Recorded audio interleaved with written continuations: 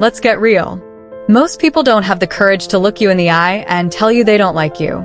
Instead, they hide behind smiles that don't reach their eyes, behind compliments that feel hollow, behind a politeness that reeks of pretense. They act friendly, but there's an uneasiness underneath, a tension you can almost feel. You can sense it in their tone, in the way their energy shifts when you walk into a room, in the way they smile but never quite mean it. I've been there too, thinking someone was a friend, trusting them, sharing victories and fears, only to realize later that they were quietly hoping for me to fall. It's one of the hardest lessons to learn, that not everyone who claps for you is happy for you. Some people clap because they're waiting for you to fail, just so they can say they saw it coming. And if you don't learn to recognize the signs early, you'll keep giving your energy to people who don't deserve it. You'll waste your time trying to connect with those who secretly resent you, trying to explain yourself to people who have already decided not to understand you. So let's stop pretending. Let's cut through the politeness, the masks, the fake smiles, and talk about what's really going on. These are the signs that someone dislikes you, but is hiding it. You might not like hearing this, but trust me, it's better to face the truth than live comfortably inside a lie. So let's begin. 1. They're always joking about your flaws. We all know that one person who loves to joke around, especially when the joke is on you. They'll pick at your quirks, your mistakes, the little things you're insecure about. They'll laugh and say, "I'm just messing with you," as if those words somehow erase the sting behind what they said. At first, you might laugh it off. You tell yourself it's nothing serious. But deep down, something doesn't sit right, because the jokes always seem to cut just a little too close to the truth. Let's be honest, these jokes are rarely innocent. They're subtle, deliberate digs cloaked in humor. They're little daggers wrapped in laughter. This isn't playfulness, it's precision. Every jab is measured. Every comment is meant to test your boundaries and see how much disrespect you'll tolerate. And the dangerous part? They get away with it because they do it while smiling. I remember being close to someone who made a joke out of everything I did. The way I dressed, the way I talked, even the goals I set for myself. Every time, I brushed it off. I thought, they don't mean it. But over time, I noticed a pattern. The jokes were always about what they perceived as weaknesses, never about strengths. Not once did they make light of something I was proud of. No, the humor was always designed to remind me of where I supposedly fell short. That's when I understood. People who constantly joke about your flaws aren't doing it to bond with you. They're doing it to belittle you.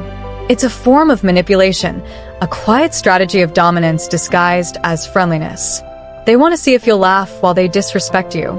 They want to know how much of yourself you're willing to shrink just to keep the peace. And society has made it even worse. We've been conditioned to believe that if we can't take a joke, we're the ones with the problem. We're told to lighten up, to not be so sensitive, to laugh it off. But let's tell the truth. Sometimes a joke isn't a joke. Sometimes it's an insult delivered in a way that makes you question your right to feel hurt. When someone uses humor to tear you down, it's not about fun. It's about control. They're asserting power, positioning themselves above you without ever having to say it directly. They get to chip away at your self-esteem while pretending it's all harmless fun. And the longer you laugh along, the more power you hand over. I learned this the hard way. Every time I laughed at their jokes, I was silently giving permission. I was telling them, it's okay to disrespect me as long as you do it with a smile. I was complicit in my own belittling. Because that's what happens when you tolerate mockery. You teach people how to treat you. So here's the truth. There's nothing wrong with setting boundaries. There's nothing wrong with saying, that's not funny. There's nothing wrong with walking away from people who disguise cruelty as humor. The next time someone makes a joke at your expense, stop for a second and ask yourself, is this really harmless? Or is there something darker behind it? If your gut tells you it's the latter, trust it. Because your instincts are your early warning system. And when you ignore them, you slowly erode your own respect. People who love you don't make you feel small. They don't build their self-worth by dismantling yours. They don't test your patience by ridiculing you. They don't use laughter as a weapon. So stand tall. Speak up when something doesn't sit right. Don't let anyone reduce you to a punchline. If someone's idea of friendship is constant teasing, mockery, and jokes that sting more than they amuse, then you don't owe them your laughter or your loyalty. Respect yourself enough to demand respect in return. Because the moment you decide that your peace matters more than their approval, the entire dynamic shifts. You stop being the target and you start being untouchable. You deserve people who lift you higher, not those who drag you down and laugh while doing it. Never let anyone disguise disrespect as humor and call it love. And never laugh at anything that chips away at who you are. Because every time you let someone treat you like a joke, you forget that you were never meant to be anyone's entertainment. You were meant to be respected. 2, they give compliments that sting like insults. We've all been there. Someone looks you in the eye, smiles politely, and says something that sounds like a compliment. But instead of feeling good, you're left with a strange heaviness in your chest. It's the kind of remark that makes you pause for a moment wondering, wait, was that supposed to make me feel good or small? It's the kind of compliment that's dipped in poison, wrapped in silk, a verbal dagger hidden behind a friendly tone. And you feel it, that bitter aftertaste, that subtle discomfort that lingers long after the conversation ends. That's not kindness, that's calculation. Backhanded compliments are one of the most insidious forms of disrespect because they hide behind the illusion of politeness. They're socially acceptable hostility. The person giving them knows exactly what they're doing. They're sending 2 messages at once, one for the world to hear, and another, sharper one meant only for you. I remember someone once told me after I shared a big project I had poured my soul into, "Wow, this is actually pretty good for someone like you." And for a moment, I didn't even know how to respond. I smiled awkwardly, half proud, half insulted. But when I walked away, I realized what had just happened. That wasn't encouragement, it was containment. It was a way of saying, you did well, but don't forget your place. People who give these kinds of compliments don't want to celebrate your growth. They want to control it. They want you to feel grateful but small, accomplished but still beneath them. It's a power play, a subtle psychological jab dressed up as praise. And here's the deeper truth.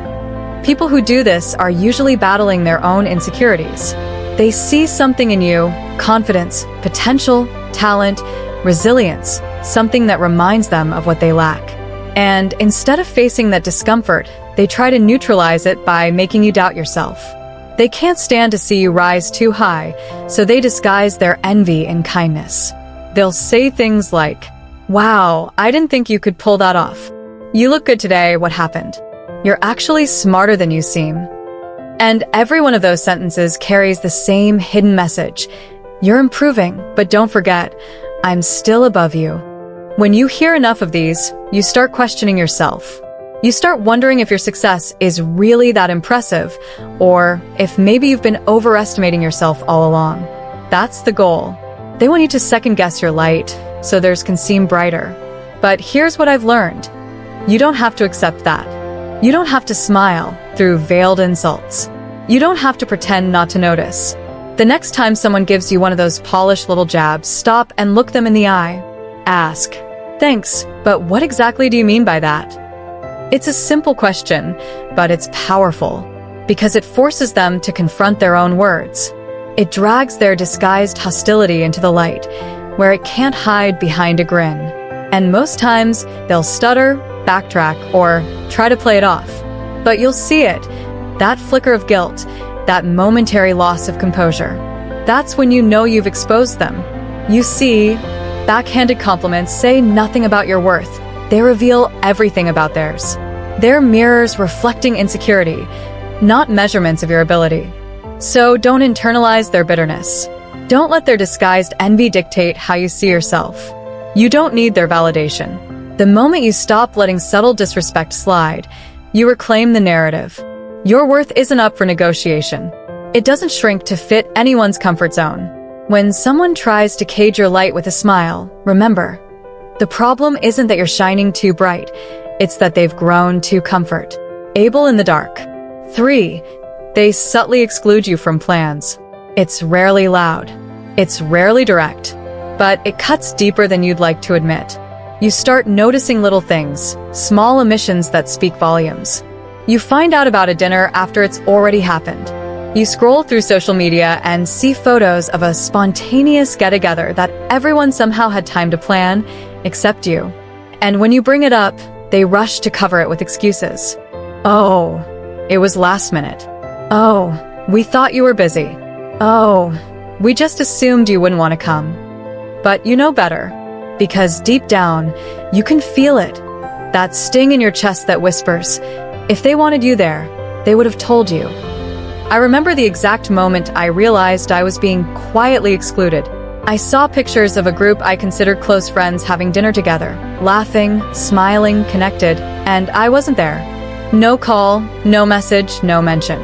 Just silence. And when I asked about it later, their words were drenched in awkwardness. Excuses fell from their lips, but their eyes told the truth. It wasn't an accident.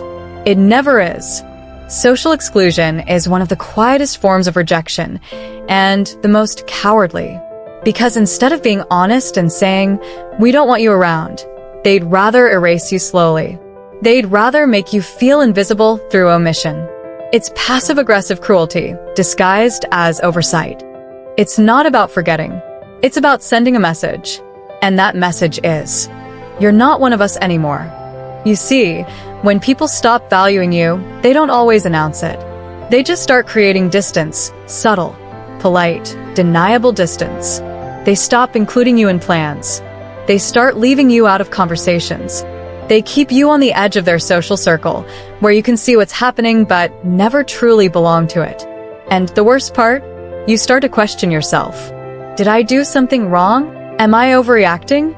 Maybe I'm not that fun to be around. That's how exclusion works. It tricks you into blaming yourself for other people's coldness. But here's the truth.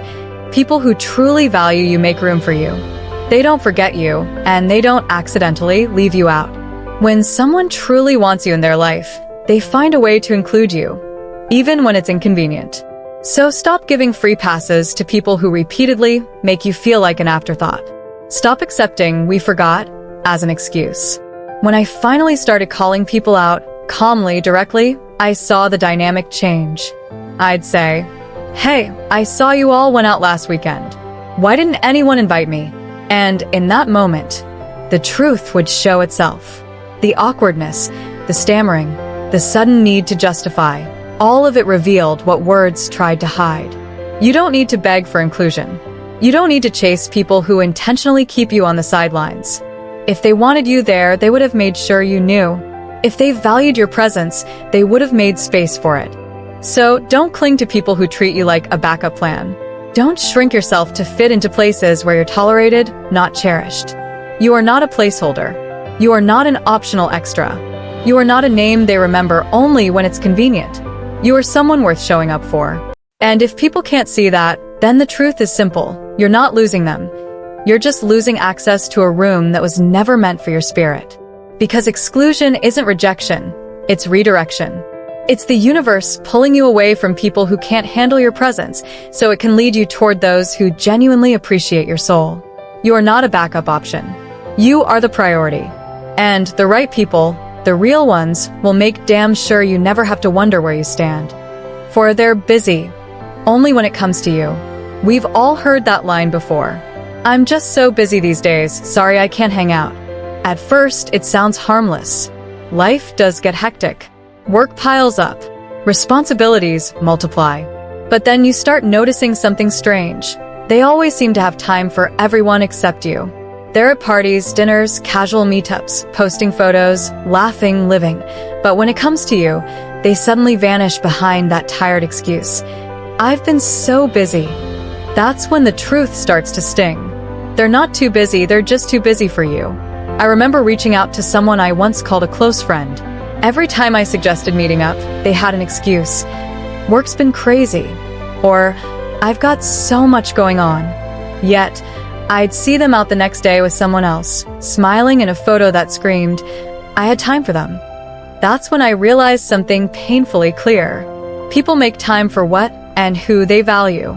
If they wanted to see you, they would. If they cared enough, they'd carve out even 10 minutes. When someone keeps feeding you the busy line, what they're really saying is, you're not worth prioritizing. It's not about time. It's about effort. The word busy becomes a polite shield for emotional detachment, a way to keep you on standby, close enough to use if they need you, but never close enough to truly invest in.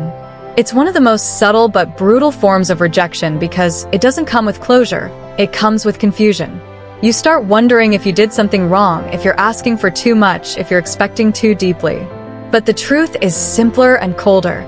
They've quietly reclassified your importance in their life.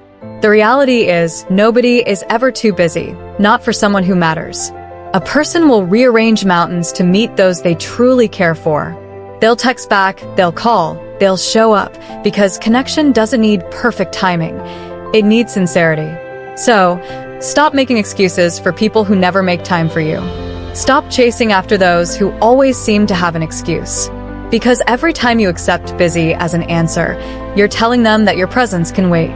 Your time, your attention, and your energy are sacred currencies. Don't waste them on people who treat you like an option. You deserve to be around those who light up when they see your name pop up, not those who sigh and make excuses. Remember this, the right people will make time.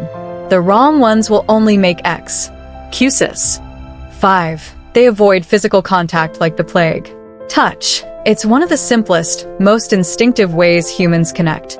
A handshake, a pat on the shoulder, a warm hug. Physical contact says what words often cannot. I see you. I'm comfortable with you. I trust you.